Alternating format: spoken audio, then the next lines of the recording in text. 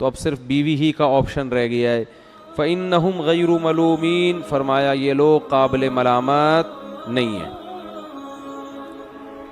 تو دو چیزیں بیان ہو گئیں. بیوی کے علاوہ جو راستے ہیں وہ تمام حرام ہیں.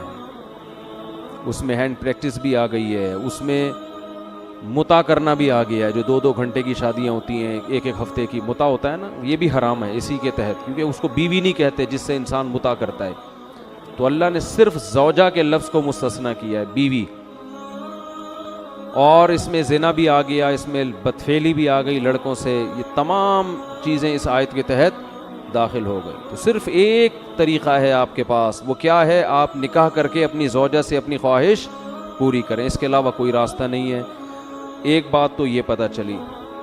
دوسری یہ پتہ چلی فَإِنَّهُمْ غَيْرُ مَلُومِينَ، جو نکاح کر کے اپنی خواہش پوری کرتا ہے یہ لوگ قابل ملامت بولو نہیں. تو ہمارے ہاں 2 قسم کے فنٹر مارکیٹ میں پائے جاتے ہیں. ایک فنٹر وہ ہیں جو لبرلزم کی انتہا کو پہنچے ہوئے ہیں. وہ کہتے ہیں گرل فرینڈ رکھ لی، اگر کسی سے تھوڑی بہت کچھ ہو گئی، جیسے یونیورسٹی میں ایک دوسرے کو پرپوز کیا نا، انہوں نے گلے ملے، تو ایکچولی اس میں کوئی اتنا بڑا مسئلہ نہیں ہے، ایسی خام خمیں، ذرا دل صاف ہونا چاہیے انسان کا. یہ بھی فنٹر گیری میں ٹاپ پہ پہنچے ہوئے ہیں. جب گلے مل ہی لیے تو اب آگے تکلف کی ضرورت کیا ہے؟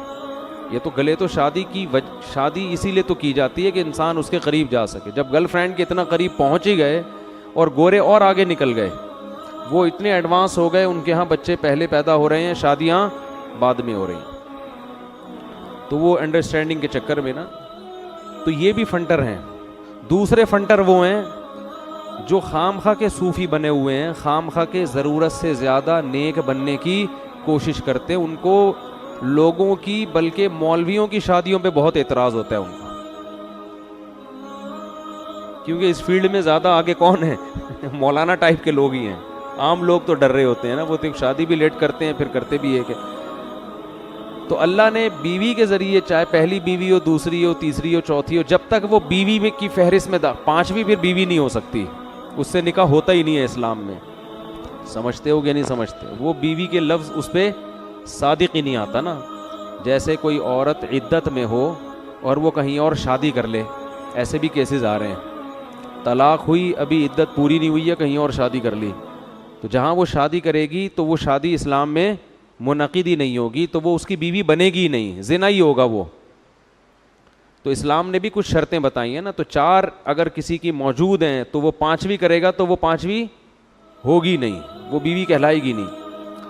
تو جب تک بیوی ہے تو اللہ نے، اگر کوئی شخص نکاح کے ذریعے اپنی خواہش پوری کرتا ہے تو اللہ فرما رہے ہیں یہ قابل ملامت، بولتے کیوں نہیں ہے.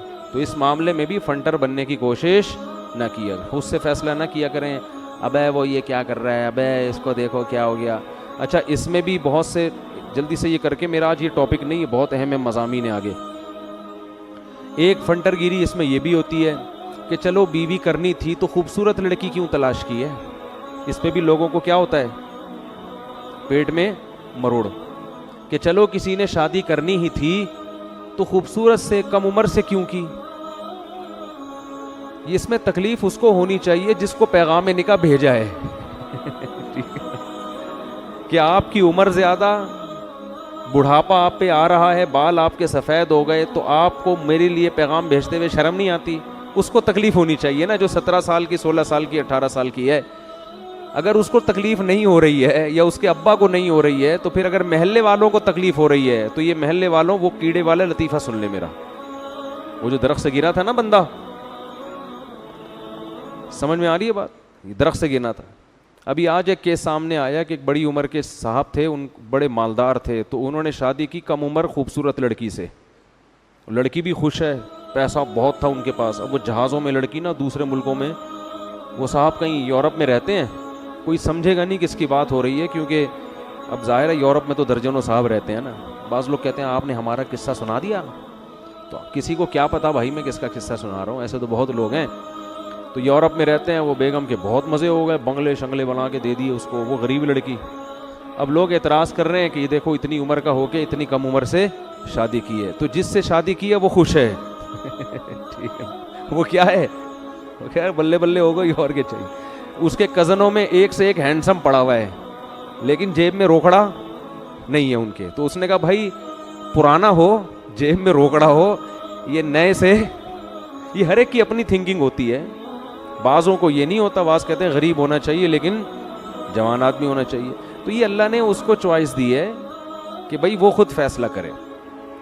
تو یہ آپس کی انڈرسٹینڈنگ ہوتی ہے کون کہاں شادی کر رہا ہے. تو جہاں بھی جو کر رہا ہو نا وہ ان کا آپس کا معاملہ ہوتا ہے, اس میں کباب میں ہڈی بننے کی کوشش نہ کیا کریں. اللہ سے دعا مانگا کریں اللہ مجھے بھی کوئی دلا دے, بس اتنا حق بنتا ہے آپ کا.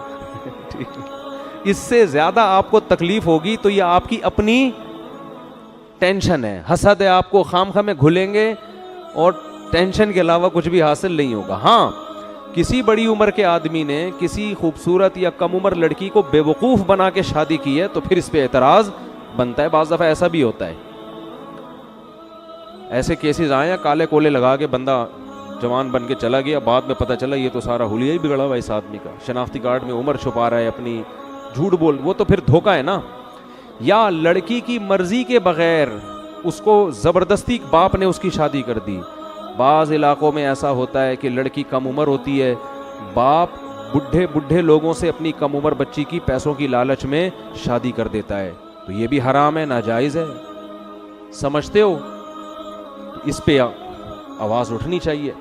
لیکن اگر ایسا نہیں ہے تو پھر جو جہاں کر رہا ہے بھائی یہ ان کا آپس کا ہیڈ ایک ہے, کیونکہ اللہ نے فرمایا کہ جو اپنی زوجہ کے ذریعے خواہش پوری کرتے ہیں یہ قابل ملامت نہیں ہے. ایک بات. دوسری بات یہ, بلکہ تیسری بات, کہ نکاح کا بنیادی مقصد خواہش پوری کرنا نہیں ہوتا. جو عزت دار لوگ ہوتے ہیں نا ان کے نکاح کے دوسرے مقاصد زیادہ ہوتے ہیں. جیسے ہمارے نبی صلی اللہ علیہ وسلم نے جو نکاح کیا تو پہلی شادی حضرت خدیجہ سے کی, آپ کی ایج 25 سال اور حضرت خدیجہ کی ایج 40 سال. تو ظاہر ہے اس میں تو عیاشی تو پیش نظر معاذ اللہ ہو ہی نہیں سکتی. پھر آپ نے بہت ساری بیوہ عورتوں سے نکاح کیا. امی عائشہ سے نکاح کیوں کیا؟ وہ کم عمر تھیں. علماء کہتے ہیں پیغمبروں میں عورتوں میں کوئی پیغمبر نہیں آتا, تو ہمارے نبی چاہتے تھے کہ ایک ایسی کم عمر لڑکی سے نکاح ہو کہ آپ کے دنیا کے سے جانے کے بعد ان کی اتنی ایج ہو کہ وہ لوگوں کو علم سکھا سکیں, نبی کے سائے میں نہ پروان چڑھیں. تو حضرت عائشہ کو یہ فضیلت ہے کہ وہ بچپن سے لے کے جوانی تک کس کے سائے میں چھاؤں میں پلی ہیں؟ سید الانبیاء کی, جس کا فائدہ یہ ہوا کہ آپ کے دنیا کے جانے سے بعد امی عائشہ کو بہت موقع ملا ہے علم کو دنیا میں پھیلانے کا. لوگ شادی کر رہے ہوتے ہیں نا کسی عالمہ سے کہ مدرسۃ البنات بنواؤں گا میں, ہوتا ہے کہ نہیں ہوتا؟ ایسے بہت سارے کیس ہمارے پاس آئے ہیں. بھائی عالمہ چاہیے تاکہ وہ کیا بنے؟ مدرسہ چلائے. بہت سے پڑھے لکھے لوگ کسی پی ایچ ڈی لڑکی سے شادی کر رہے ہوتے ہیں, یا کسی ڈاکٹر سے شادی کر رہے ہوتے ہیں, یا کسی پروفیسر سے. ان کا ارادہ ہوتا ہے کوئی اسکول کھولنے کا. تو یہ بھی حکمتیں ہوتی ہیں. تو ہمارے نبی نے جو امی عائشہ کی عمر کم تھی اور ان سے جو نکاح کیا اس کی بنیادی, یہ اللہ کا فیصلہ تھا, بنیادی وجہ علماء بیان کرتے ہیں تاکہ آپ کو علم کی اشاعت کا موقع ملے. اسی وجہ سے علماء کہتے ہیں کہ آدھا علم اس امت کو اکیلی حضرت عائشہ سے ملا ہے. اور صحابہ کرام اپنے بچوں کو حضرت عائشہ کی بہن کا دودھ پلایا کرتے تھے تاکہ یہ بچے بڑے ہوں تو ان کا امی عائشہ سے پردہ نہ رہے اور علم سیکھنے میں کوئی رکاوٹ نہ ہو. کہاں سے کوفہ, بصرہ, دمشق سے لوگ حضرت عائشہ کے پاس آیا کرتے تھے اور مسائل پوچھا کرتے تھے ان سے, کیونکہ گھریلو زندگی جتنی حضرت عائشہ جانتی اتنی کوئی اور نہیں جانتا تھا. تو پیغمبروں کا مقصد محض خواہش پوری کرنا نہیں ہوتا, اور عزت دار آدمی کا بھی یہ مقصد, اصل مقصد یہ نہیں ہوتا. لیکن اگر کسی کا بالفرض یہ مقصد ہے تو بھی وہ قابل ملامت نہیں ہے. بتانے کا مقصد یہ, عزت دار لوگ کے نظر میں یہ دوسری چیز ہوتی ہے خواہش پوری کرنا, اصل تو ان کے دوسرے مقاصد ہوتے ہیں. اولاد سب سے بڑا مقصد ہے. لیکن اگر بالفرض کوئی آدمی یوں ہم کہہ لیں کہ ہے ہی ٹھرکی, معذرت کے ساتھ, اس کا مقصد صرف اپنی خواہش برائے خواہش ہی ہے اور کچھ بھی نہیں ہے, تو بھی ہم اس کو گالیاں نہیں دے سکتے, برا بلا نہیں کہہ سکتے. یہ کہیں گے یار اپنا ذوق تھوڑا سا اونچا کرو, معیار تھوڑا اونچا کرو. نہیں آ رہی بات؟ جیسے کچھ لوگ کھانا کھاتے ہیں زندہ رہنے کے لیے, کچھ زبان کے چٹخاروں کے لیے کھا رہے ہوتے ہیں. تو جو چٹخارے کے لیے کھائے گا اس کو کوئی برا تھوڑی کہے گا اگر وہ اپنے پیسوں سے کھا رہا ہے. دیکھو ایک آدمی گول گپے کھا رہا ہے, اب آپ گئے اس کے پاس, کیوں کھا رہا ہے بھائی گول گپے, کیا اس سے تیرے مسل بڑھ جائیں گے ہیں, یا پروٹین کی جو کمی ہے وہ پوری ہو جائے گی؟ وہ کہے گا بھائی گول گپے سے بڑا مزہ آتا ہے یار, تو ذرا تو ایک نوالا لے کے دیکھ, مزہ نہ آئے پیسے واپس.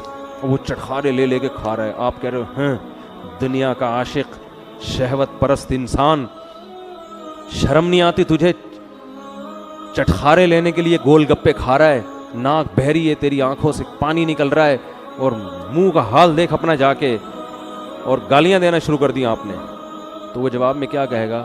بھائی تیرے پیسوں سے لے کے کھا رہا ہوں میں, جو تجھے اتنی تکلیف, اپنے پیسے ہیں نا, کھانے تھے, اور چیز بھی حلال ہے. کسی عالم کا فتویٰ ہے کہ گول گپے اسلام میں حرام ہے؟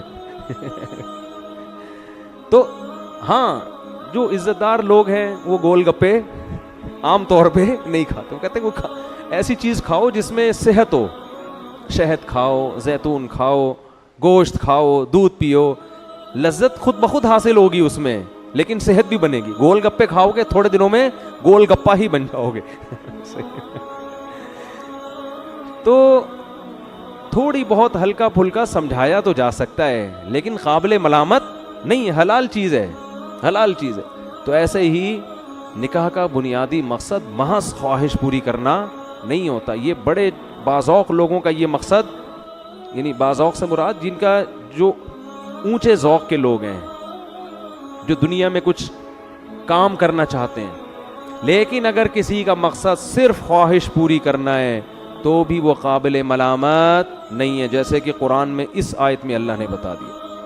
تو اگر کوئی اپنے خرچے پہ شادی کر رہا ہے, خود ٹیڑھا میڑا, آڑا ترچھا, نیلا پیلا, توند نکلی ہوئی ہے, اور کسی حسینہ سے شادی کرتا ہے اور حسینہ کو بھی کوئی اعتراض نہیں ہے, تو پھر آپ کو بھی کوئی اعتراض نہیں. آپ کو یہ اعتراض تو ہو سکتا ہے کہ مجھ سے کیوں نہیں کی, ٹھیک ہے, یہ اعتراض آپ کا بنتا ہے. تو اگر وہ آپ کو کہہ دے بھئی آپ مجھے سمجھ میں نہیں آ رہے تھے, تو پھر وہ جس سے چاہے کرے. تو یہ آج کل ہمارے معاشرے میں ایک بہت بڑا المیہ ہے, اور یہ عورت کے لیے بھی ہے. طلاق یافتہ یا بیوہ عورت, اگر وہ کوئی اس کو اچھا لگ رہا ہے, کوئی ہینڈسم لگ رہا ہے, کوئی اسمارٹ لگ رہا ہے, وہ چاہ رہی ہے کہ میں اس سے شادی کروں, یہ مجھے اچھا لگ رہا ہے, تو قرآن عورتوں کے بارے میں تو بہت واضح کہتا ہے, لا تعضلوہن ان ینکحن ازواجہن, ان کو مت روکو اس بات سے کہ یہ جہاں نکاح کرنا چاہیں وہاں نکاح کریں. اس بات سے ان کو بولتے کیوں نہیں مت روکو. ایسے کیسز اب بھی آ رہے ہیں, تو میں بہت کم فون سنتا ہوں, لیکن جب بھی سنو کوئی نہ کوئی کہانی سامنے آتی ہے. 30 سال کی خواتین, 30 سال میں تو عورت جوان ہوتی ہے, 2 بچے, طلاق ہو گئے, اب خاندان والے دھمکیاں دے رہے ہیں کہ اگر شادی کی تو ٹانگیں توڑ دیں گے, بائیکاٹ کریں گے, بس اب چھوڑ دو, اب ان بچوں کی خاطر جیو. تو یہ ظلم ہے معاشرے میں. تو جیسے مرد کو اجازت ہے, اللہ نے عورت کو بھی اجازت دی ہے کہ, تو نکاح پہ کوئی پابندی نہیں ہے بھائی. نکاح کو معاشرے میں زیادہ سے زیادہ پروموٹ کرو. جو کر رہے ہیں, میرے پاس تو لوگ آتے ہیں نا, مجھے بھی آفس میں مجھے سیٹنگ ہو گئی, اچھی لگ رہی ہے, میں کہتا جا شادی کر سب سے پہلے, کوئی ٹینشن کی بات نہیں. اگر نکاح نہیں کرنا پھر تعلق ختم کر دو. تو اللہ نے جس چیز کی اجازت دی ہے, ہمیں فنٹر بننے کی ضرورت نہیں ہے, اور حد سے زیادہ حدود سے آگے نکلنے کی ضرورت نہیں ہے. تو فرمایا فَإِنَّهُمْ غَيْرُ مَلُومِينَ, یہ لوگ قابل ملامت نہیں ہے. فَمَنِ ابْتَغَىٰ وَرَاءَ ذَلِكَ, جو نکاح کے علاوہ کوئی اور راستہ تلاش کرے گا, فَأُولَٰئِكَ هُمُ الْعَادُونَ, یہ لوگ اللہ کی حدود سے تجاوز کرنے والے